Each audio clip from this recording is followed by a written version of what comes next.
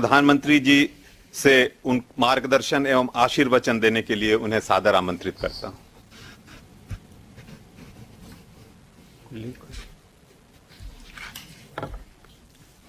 नमस्कार। खुलू माखा। जय मां त्रिपुर सुंदरी। कार्यक्रम में हमारे साथ जुड़ रहे त्रिपुरा के मुख्यमंत्री श्रीमान विप्लव देव जी, केंद्रीय मंत्रिमंडल में मेरे सहयोगी श्रीमान गिरिराज सिंह जी,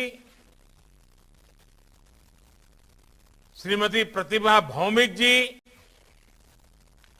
त्रिपुरा के उप मुख्यमंत्री श्री जिष्णुदेव वर्मा जी, सभी सांसदगण, विधायकगण और स्थानीय निकायों के साथ पंचायतों के सदस्य और त्रिपुरा के मेरे उत्साही, परिश्रमी सभी मेरे प्यारे भाई बहनों, मेरे नौजवान साथियों, त्रिपुरा के साथियों से बात करके मेरा विश्वास और बढ़ गया है। आज जिन जिन लोगों से मुझे बात करने का मौका मिला, अच्छा लगा। विकास की ये चमक, अपने घर और सम्मानपूर्ण जीवन का ये आत्मविश्वास त्रिपुरा को और समूचे पूर्वोत्तर को बहुत ऊंचाइयों तक ले जाएगा। नई सोच के साथ आगे बढ़ता त्रिपुरा आने वाले दिनों में कैसा होगा, इसका अंदाजा भी हम लगा सकते हैं। साथियों, हमारे जीवन में कोई बड़ा बदलाव आए, कोई बड़ी सफलता मिले, इससे हमें स्वाभाविक रूप से उत्साह, उमंग, एक नई ऊर्जा मिल जाती है। लेकिन ये सफलता उम्मीद की नई किरण अगर लंबे इंतजार के बाद प्रकट हो, जिंदगी भर अंधेरा ही अंधेरा, अंधेरा ही अंधेरा, और उसमें एक किरण नजर आ जाए तो उसकी चमक कई गुना ज्यादा होती है। जब से विप्लव देव जी की सरकार बनी है, जब से दिल्ली में हमें और विप्लव जी को साथ में काम करने का मौका मिला है, लगातार ये चमक बढ़ती चली जा रही है। आज हमारा त्रिपुरा और समूचा पूर्वोत्तर ऐसे ही बदलाव का साक्षी बन रहा है। आज प्रधानमंत्री आवास योजना के तहत दी गई पहली किस्त ने त्रिपुरा के सपनों को भी नया हौसला दिया है।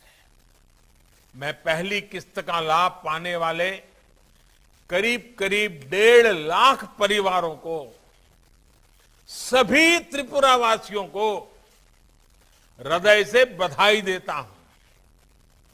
मैं मुख्यमंत्री विप्लव देव जी और उनकी सरकार का भी अभिनंदन करता हूं तो उन्होंने इतने कम समय में सरकारी कल्चर को, पुराने काम करने के ढंग को, पुराने रवैये को बदला है। जिस युवा जोश के साथ विप्लव देव जी की काम कर रहे हैं, वही युवा जोश, वही ऊर्जा पूरे त्रिपुरा में दिखाई दे रही है। साथियों, मुझे याद है 4-5 साल पहले तक लोग कहते थे कि त्रिपुरा में दशकों से एक ही सिस्टम चल रहा है, यहां बदलाव संभव ही नहीं है। लेकिन जब त्रिपुरा ने बदलाव करने की ठानी तो त्रिपुरा का विकास रोकने वाली पुरानी सोच को पूरी तरह बदल डाला। अब त्रिपुरा को गरीब बनाए रखने वाली, त्रिपुरा के लोगों को सुख सुविधाओं से दूर रखने वाली उस सोच की त्रिपुरा में कोई जगह नहीं है। अब यहां डबल इंजन की सरकार पूरी ताकत से, पूरी ईमानदारी से राज्य के विकास में जुटी है। अब अगरतला और दिल्ली दोनों एक साथ मिलकर त्रिपुरा के विकास के लिए नीतियां बनाते हैं, मेहनत करते हैं और परिणाम लेकर आते हैं। आप देखिए, बीते 4 वर्षों में त्रिपुरा के गांवों में करीब 50,000 परिवारों को पीएम आवास योजना के तहत पक्के घर बनाकर दिए जा चुके हैं। अब करीब 1,60,000 नए घरों की स्वीकृति दी गई है। एक साथ, एक ही बार में जो घर स्वीकृत हुए उनमें से करीब 1.5 लाख परिवारों को आज पहली किस्त भी जारी हो गई है, और वो भी एक साथ, एक ही बार में, एक बटन दबा करके। त्रिपुरा का ये मिजाज, त्रिपुरा की ये स्पीड कोरोना के खिलाफ हमारी लड़ाई में भी देखने को मिली।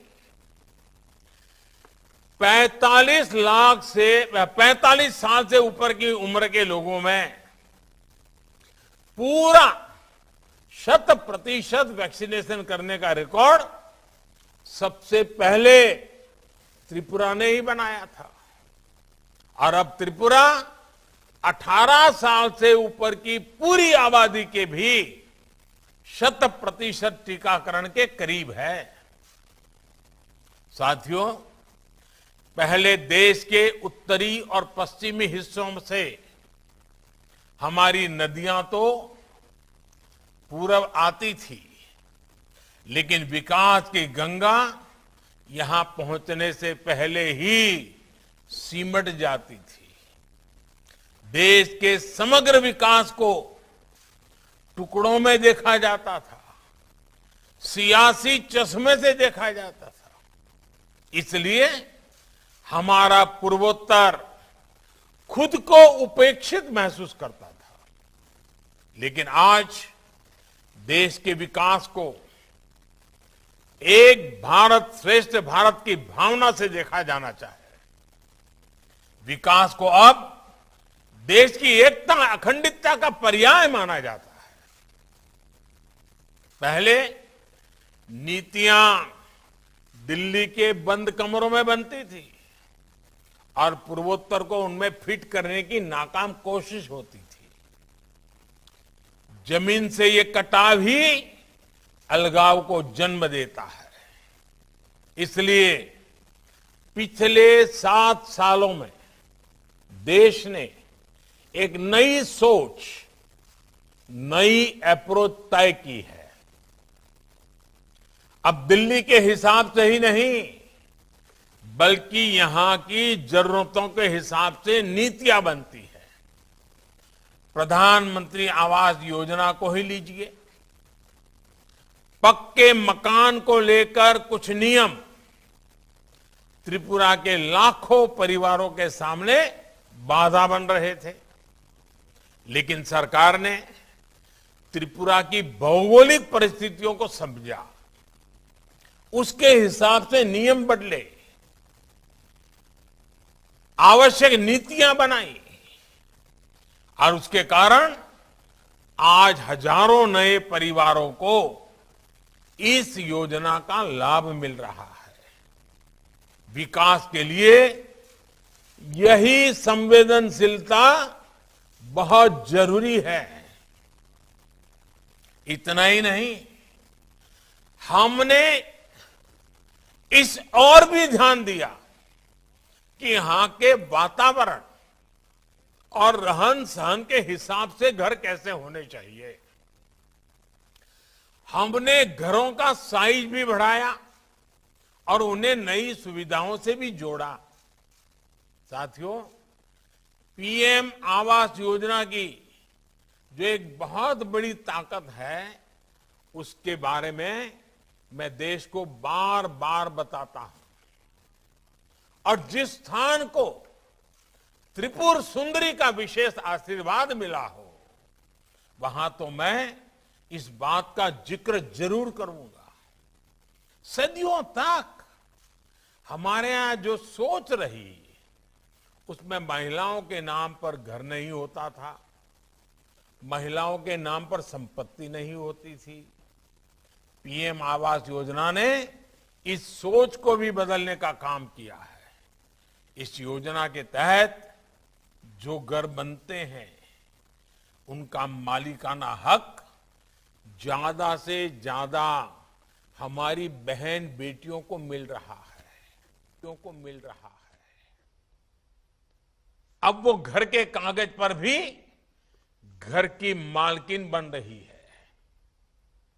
इतना ही नहीं, पीएम आवास योजना से मिले घरों में जो गैस का कनेक्शन मिल रहा है, बिजली कनेक्शन मिल रहा है, पानी कनेक्शन मिल रहा है, उन सब का लाभ भी हमारी माताओं को, हमारी बहनों को, हमारी बेटियों को ही सबसे ज्यादा हो रहा है। साथियों, भारत के विकास में आत्मविश्वास से भरी हुई भारत की महिला शक्ति भारत को आगे बढ़ाने में एक बहुत बड़ा योगदान है। इस महिला शक्ति का बहुत बड़ा प्रतीक हमारे महिला सेल्फ हेल्प ग्रुप भी है। हमने सेल्फ हेल्प ग्रुप में काम करने वाली बहनों को जनधन खातों के माध्यम से बैंकिंग सिस्टम से जोड़ा है। उन्हें बिना गारंटी ऋण में भी काफी बढ़ोतरी की गई है। हर सेल्फ हेल्प ग्रुप को पहले जहां 10 लाख रुपए तक का बिना गारंटी का ऋण मिलता था, अब ये राशि बढ़ाकर 2 गुनी यानी 20 लाख कर दी गई है। मुझे खुशी है कि त्रिपुरा सरकार की भी महिलाओं को सशक्त करने में पूरी शक्ति से काम करने की उनकी नीतियां रही है। यहां पहले जो सरकार थी, विप्लव देव जी के आने के पहले की बात कर रहा हूं, उसके 5 साल में त्रिपुरा में सिर्फ 4000 महिला सेल्फ हेल्प ग्रुप बने थे, जबकि यहां 2018 में डबल इंजन की सरकार बनने के बाद 26,000 से ज्यादा नए महिला सेल्फ हेल्प ग्रुप बने हैं। इनसे जो महिलाएं जुड़ी हैं, एग्रीकल्चर प्रोडक्ट्स बना रही हैं, बैम्बू से जुड़े प्रोडक्ट बना रही हैं, हथकरघा के काम में जुटी है। त्रिपुरा सरकार इन्हें आर्थिक मदद दे रही है, इन्हें निरंतर सशक्त कर रही है। साथियों, कैसे कम समय में बड़े बदलाव हो सकते हैं, सीमित समय में नई व्यवस्थाएं खड़ी की जा सकती हैं, आज मैं त्रिपुरा को बधाई देता हूं कि त्रिपुरा ने करके दिखाया है। पहले यहां कमीशन और करप्शन के बिना बात ही नहीं होती थी, लेकिन आज सरकारी योजनाओं का लाभ डायरेक्ट बेनिफिट ट्रांसफर डीबीटी के जरिए सीधे आपके बैंक खातों में पहुंच रहा है। पहले अपने एक एक काम के लिए सामान्य मानवी को सरकारी दफ्तरों के चक्कर लगाने पड़ते थे, लेकिन अब तमाम सेवा और सुविधाएं देने के लिए सरकार खुद आपके पास आती है। पहले सरकारी कर्मचारी समय पर सैलरी मिल जाए इसके लिए परेशान रहते थे। अब उन्हें 7वें वेतन आयोग का लाभ मिल रहा है। पहले यहां किसानों को अपनी फसल बेचने के लिए परेशान होना पड़ता था, लेकिन अब त्रिपुरा में पहली बार किसानों से एमएसपी पर फसल की खरीदी की गई है। यही त्रिपुरा, यही लोग, यही सामर्थ्य, लेकिन पहले स्ट्राइक कल्चर के कारण इंडस्ट्री यहां आने से डरती थी।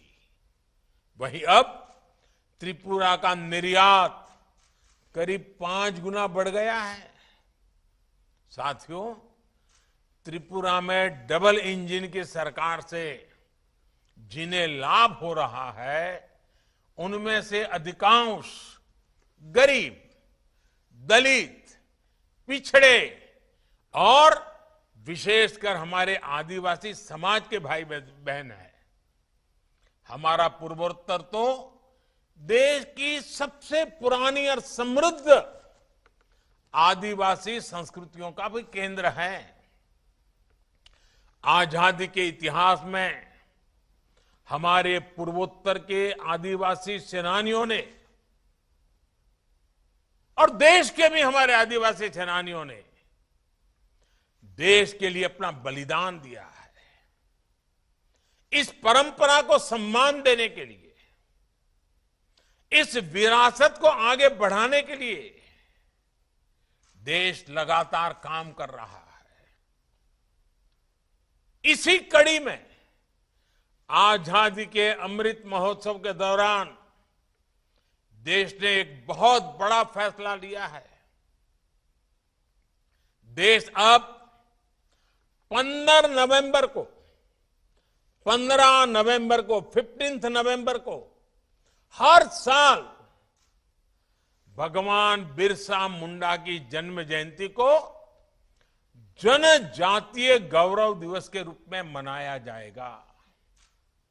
यानी कल जो 15 नवंबर आ रही है, कल का दिन पूरे हिंदुस्तान के हर कोने में जनजातीय गौरव दिवस के रूप में मनाया जाएगा और हमेशा के लिए ये जनजातीय गौरव दिवस होगा। ये दिन केवल हमारी आदिवासी विरासत को नमन करने का दिन होगा, बल्कि एक समृद्ध समाज के लिए देश के संकल्प का प्रतीक भी बनेगा। और जब जनजातीय गौरव दिवस की मैं बात करता हूं, जैसे आजादी के पूरे आंदोलन में 15 अगस्त का एक विशेष मूल्य है, जैसे लोकतांत्रिक मूल्यों की हमारी परिपाटी में 26 जनवरी का एक विशेष मूल्य है, जैसे हमारी सांस्कृतिक परंपराओं में राम जन्मभूमि का राम नवमी का महत्व है, जैसे हमारे जीवन में कृष्णाष्टमी का महत्व है, वैसे ही 2 अक्टूबर महात्मा गांधी की जयंती अहिंसा दिवस के रूप में स्थान है। जैसे 31 अक्टूबर सरदार वल्लभ भाई पटेल, उनकी जन्म जयंती देश की एकता के संदेश के साथ जुड़ी हुई, वैसे ही अब 15 नवंबर हमारा देश जनजातीय गौरव दिवस के रूप में मनाएगा और देश की जनजातियों ने देश के विकास के लिए, देश की समृद्धि के लिए जो कुछ भी किया है, जो भी करना चाहते हैं, इन सबको उमंग के साथ आगे बढ़ा जाएगा। साथियों, आजादी का अमृत महोत्सव, देश का ये महोत्सव पूर्वोत्तर के रंगों और यहां की संस्कृति के बिना पूरा नहीं हो सकता। इसलिए 2047 में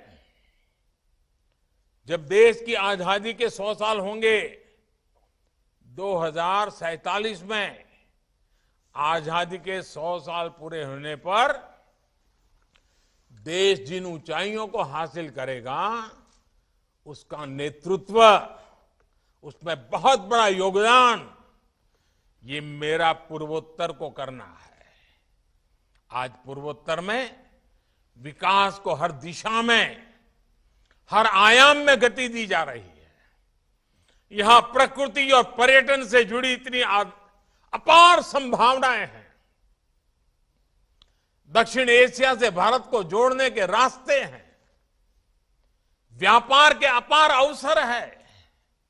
ये सब संभावनाएं साकार तक होगी जब जहां आधुनिक इंफ्रास्ट्रक्चर होगा, बेहतर कनेक्टिविटी होगी। पिछले दशकों में इस दिशा में जो कमी रह गई, उसे आज तेजी से पूरा किया जा रहा है। आज पूर्वोत्तर में रेल कनेक्टिविटी बन रही है, नए रेल मार्ग बन रहे हैं। इसी तरह जिन इलाकों को पहले दुर्गम समझकर छोड़ दिया जाता था, वहां नए नए हाईवेज बन रहे हैं, चौड़ी सड़कें बन रही हैं, पुल बनाए जा रहे हैं। यहां त्रिपुरा में भी नई रेल लाइनों के लिए, नए नेशनल हाईवेज के लिए काफी काम हुआ है। ये आधुनिक इंफ्रास्ट्रक्चर आने वाले सालों में पूर्वोत्तर की पहचान को, यहां की प्रगति को नए सिरे से गढ़ेगा। मुझे पूरा भरोसा है कि हमारे ये संकल्प, पूर्वोत्तर में आ रहे ये बदलाव निकट भविष्य में देश को एक नई ऊंचाई पर लेकर जाएंगे। फिर एक बार इतने बड़े महत्वपूर्ण काम, छोटे से राज्य में इतनी बड़ी महत्वपूर्ण छलांग मुझे भी गर्व देती है, आनंद देती है। आप सब लाभार्थियों को, त्रिपुरा के नागरिकों को, पूर्वोत्तर के सभी मेरे प्यारे भाइयों बहनों को अनेक अनेक शुभकामनाएं देता हूं। आप सबको हृदय से बहुत बहुत बधाई देता हूं। बहुत बहुत धन्यवाद।